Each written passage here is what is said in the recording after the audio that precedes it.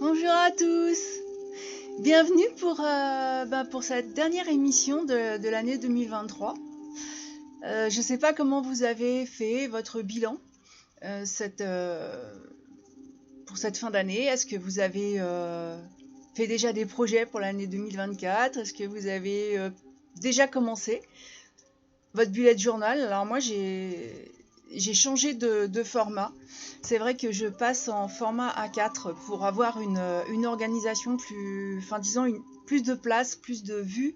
Et puis pour avoir quelque chose toujours sur moi, j'ai pris un carnet miniature qui me permet d'avoir toujours dans ma poche et de pouvoir travailler n'importe où, parce que mon année 2024 va beaucoup changer ma vie et j'étais déjà un peu nomade. Là, je vais vraiment devoir m'adapter à toutes les situations. Alors, à commencer par la météo, puisque j'ouvre un espace de thérapie et de formation qui se situe en Ardèche, en Haute-Ardèche, et où vous allez avoir la possibilité de venir sur divers sujets, en présence d'animaux, principalement de chevaux. Donc je vais vous mettre tous les liens sous ce podcast. Si vous êtes intéressé, faut pas hésiter. J'ai ouvert aussi un site à mon nom qui vous informe de tout ce qui va se passer, sachant que l'ouverture, là on a énormément de travaux à faire. On a 10 hectares à remettre en conformité déjà, en état je dirais, et donc on commencera à recevoir entre avril et juin. J'ai pas vraiment de date, ça va dépendre de l'avancée, ça va dépendre des agréments, ça va dépendre de beaucoup de choses. Pour commencer les thérapies, moi personnellement, ça c'est une idée très personnelle, mais que vous pouvez suivre. Il y a une autre émission où vous serez avec moi tous les lundis pour développer par écrit une thématique. Donc là, évidemment, on est en fin début d'année, donc on va faire le bilan de la vie, donc où on en est aujourd'hui. Je continuerai parallèlement à vous recevoir sur cette émission, à répondre à vos questions, en revenant peut-être sur quelque chose de plus thématique, puisque au niveau thérapeutique, ça va être... sinon, je pense que ça va faire double emploi, c'est dommage. Donc, on reviendra vraiment sur ce qu'il vous faut en page pour vous organiser, pour écrire, pour tirer le meilleur profit de ce carnet que vous avez entre les mains. J'espère que vous avez passé un joyeux Noël. J'espère aussi que vous avez prévu vos fêtes de fin d'année et que ça s'annonce bien. Je vous propose de commencer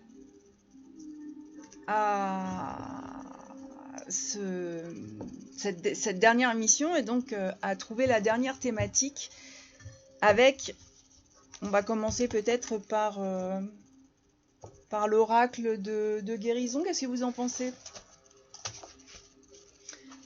Alors, vous savez que habituellement c'est vrai que je bats les cartes. J'attends qu'il y en ait une qui sorte toute seule. Quand elle sort pas, je finis par en tirer une avec ma main non dominante. Voilà. Comme je le dis souvent, les cartes, elles sont imprégnées de... Oups, bah tiens, voilà. S'ouvrir au changement. Eh ben, pour un début d'année, je crois qu'on l'a déjà eu, non, celle-là? Il me semble, oui. Oui.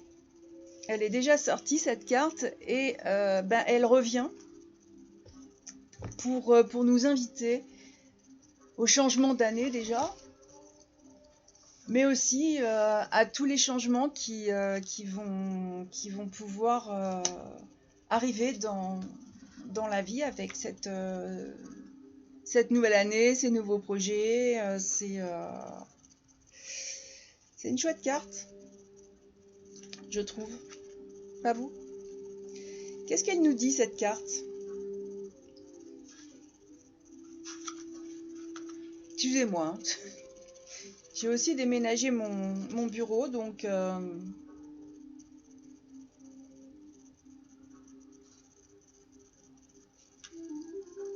Donc je trouve pas toujours tout ce que je veux du premier coup.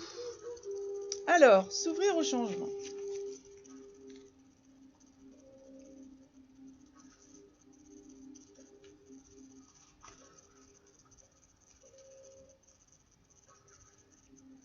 Êtes-vous ouvert à apprendre de nouvelles choses dans votre vie?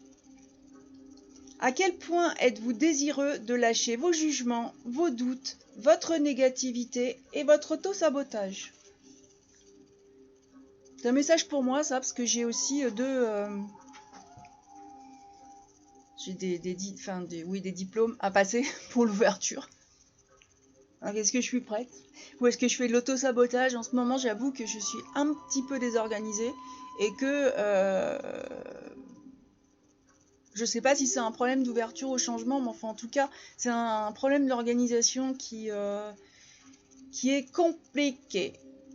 Alors, quelles sont vos activités favorites? La mienne, c'est me balader à cheval. Est-ce que vous, c'est regarder la télévision, faire du shopping, faire du golf, pourquoi pas, prendre un verre, ou alors faire des montanités avec vos amis? Est-ce que vous êtes prêt à y renoncer pour vous consacrer à quelque chose de nouveau? Est-ce que vous en avez assez de vous sentir insatisfait et fatigué? Êtes-vous réellement déterminé à mettre en place ce que vous apprenez?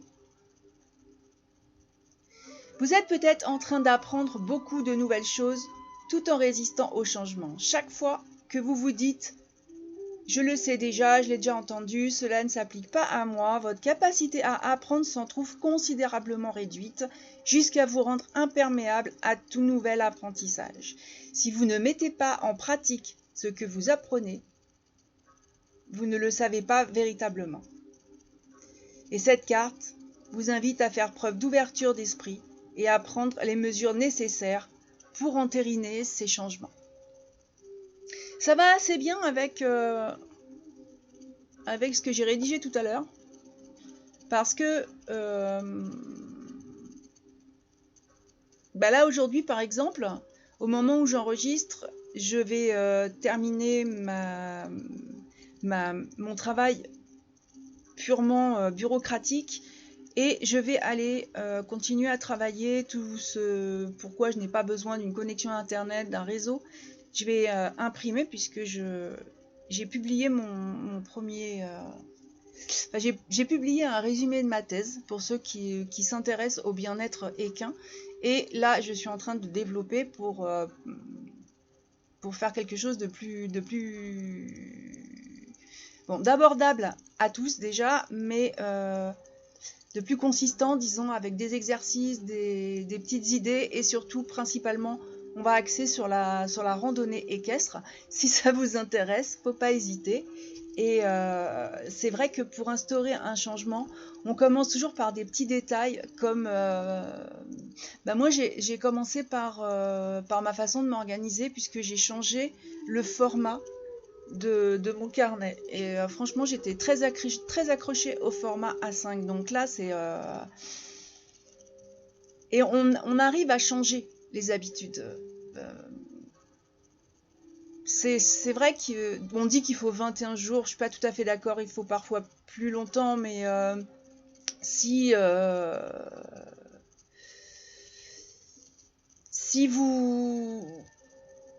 vous le faites, faut initier le premier pas tout de suite. C'est une chose aussi simple que justement d'acheter un carnet pour y écrire vos rêves ou partager avec quelqu'un vos aspirations à vous transformer. Je partage avec vous aujourd'hui et c'est vrai que c'est marrant parce que ça me semble très compliqué d'être... pourtant, je suis quelqu'un qui a toujours été très organisé. Aujourd'hui, j'arrive pas à mettre... j'arrive pas à mettre au point l'organisation qui va être utile à cette nouvelle vie qui s'ouvre à moi. C'est pas clair, hein. Ben non, parce que on dit toujours que ce qui se conçoit bien s'exprime clairement. Et justement, comme pour l'instant, on peut pas dire que ma conception de cette nouvelle organisation soit vraiment à son top, c'est normal que j'arrive pas bien à l'exprimer. Donc pour moi, alors n'hésitez pas à partager avec moi, c'est toujours super sympa. Il y a un article sur le blog où je mets ce podcast. Je vous présente ensuite mes dessins, mais là vous allez être surpris parce que ça n'a rien à voir avec ce que j'ai fait. Non, en fait, j'ai jamais procédé de cette façon-là. J'ai besoin de place comptable, de place et je veux pas m'éparpiller. Du coup, c'est vrai que c'est vraiment les grands changements. Et là, c'est pas la question d'être prête parce que oui, ça s'est déjà fait. À partir du moment où j'ai signé, j'ai changé, mais enfin j'ai accepté, je me suis préparée, mais après, on se retrouve avec tout ça et on se dit, oh mon Dieu. Bon, c'est un point de vue professionnel, mais il y a aussi l'aspect personnel.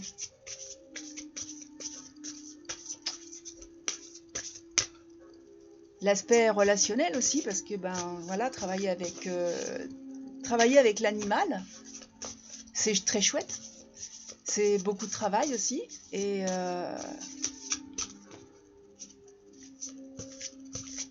ça demande une discipline de faire, quoi, parce que c'est vrai que l'animal, il faut s'en occuper tous les jours.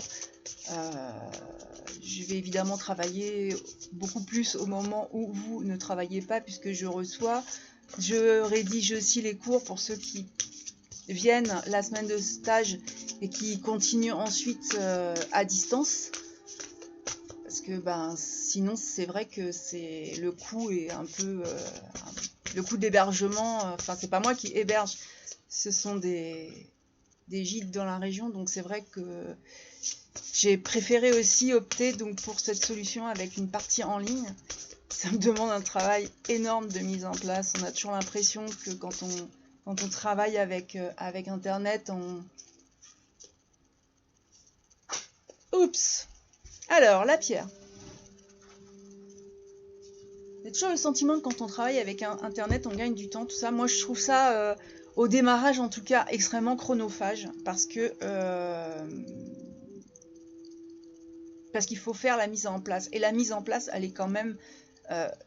elle oblige à rester coincé devant un ordinateur, à avoir une connexion Internet.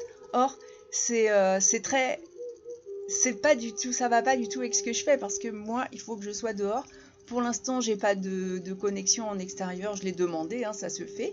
Donc ça va être mis aussi en place, mais en attendant, c'est vrai que c'est un peu... voilà. Alors la pierre qui est sortie, c'est la fluorite. Et la fluorite nous dit: ne te laisse pas abuser par les illusions du mental, en toutes circonstances, garde l'esprit clair pour voir la réalité sans distorsion. Eh ben, il y en a des messages pour cette fin d'année 2023. Elle est jolie, sur la carte, la pierre est magnifique, et c'est marrant parce que je sais pas si j'en ai une ou pas. Je verrai ça, mais en tout cas, moi j'ai passé un très bon mois de décembre avec ma tourmaline noire. Je ne sais pas si vous aviez décidé ou pas de la porter. Moi, je l'ai encore aujourd'hui. C'est vrai qu'elle m'a beaucoup apporté, cette pierre. Mais c'est une pierre qui...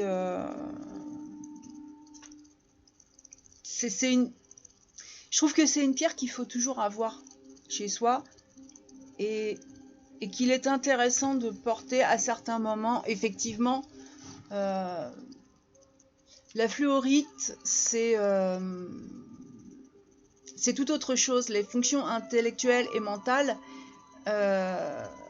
c'est un outil remarquable, servant entre autres à créer des images traiter et stocker des informations, interpréter les perceptions, élaborer des concepts. Même ma fonction intellectuelle en ce moment elle a du mal. Alors les sages nous rappellent que si le mental est un bon serviteur, il est aussi un mauvais maître. Or, c'est lui qui le plus souvent est aux commandes de nos décisions et actions. L'activité mentale est excessive dans notre société et son rôle souvent surestimé. Pas aussi fiable qu'il le paraît, le mental joue un rôle complexe vis-à-vis de la réalité, à la fois d'écran, de miroir et de filtre. Ce miroir, plus ou moins clair, peut voiler ou déformer la réalité. C'est pourquoi le mental, pour remplir correctement sa fonction, doit être clair, transparent, structuré. L'énergie de la fluorite correspond exactement à ces qualités qui permettent le discernement et une vision consciente et réaliste du monde. Eh bien, j'aurais tendance à dire, vu ce que j'ai raconté avant, j'aurais tendance à dire que c'est la pierre qu'il me faut. Je sais pas ce que vous en pensez, vous, mais je pense que je vais me pencher sur la question.